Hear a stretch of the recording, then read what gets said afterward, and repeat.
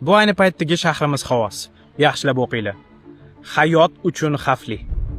Va bilasizmi, bu birinchi navbatda siz bilan menga o'xshagan oddiy insonlarning muammosi. Chunki puli bor odamlar allaqachon boshqa davlatlardan o'zi, oila a'zolari, farzandlari uchun sharoit qilib bo'lishgan. Lekin siz bilan bizi bu davlatda qolamiz, mana shu shaharlarda yashaymiz va mana shu havodan nafas olamiz. 1 kubometr havoda 374 mikrogramm PM2,5 zarrachalar. Tasavvur qilasizmi? Bu bir kunda 25-30 ta sigaret chakish zarari bilan ekvivalent degan. Ya'ni siz umuman chakmasangiz ham bir kunda shunaqa katta dozadagi zahar yutyapsiz. PM2,5 zarrachalari bu shunchaki chang emas, yo'q. Adashtirishimiz kerak emas. Bu changdan ancha qo'rqinchli narsa.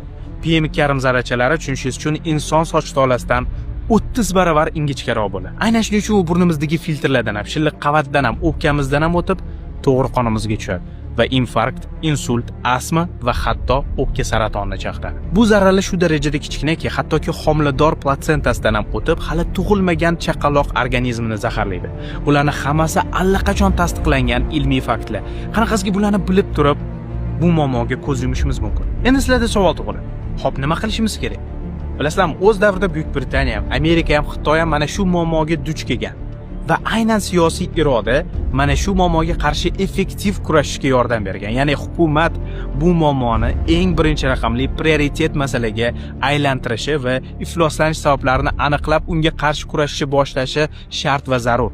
Biza bo'lsa siz bilan xalq, millat sifatida bu muammo haqida iloji boricha baland gapirishimiz kerak. Bu muammo inkor qilinishi, unutilishiga yo'l qo'yishimiz kerak emas. Mana shu muammo haqida gapirib chiqayotgan istalgan videoni repost qiling. 10 ta podpishkim uchun repost qilamanmi demang. Mas'uliyatsizlik mana shu joyda boshlanadi. Bir dona obunachingiz bo'lsa ham, profilingiz boshqalar uchun yopiq bo'lsa ham, bu muammo haqida gapiring. Gapirishdan to'xtamang. Faqat shundagina u kerakli insonlarga yetib borish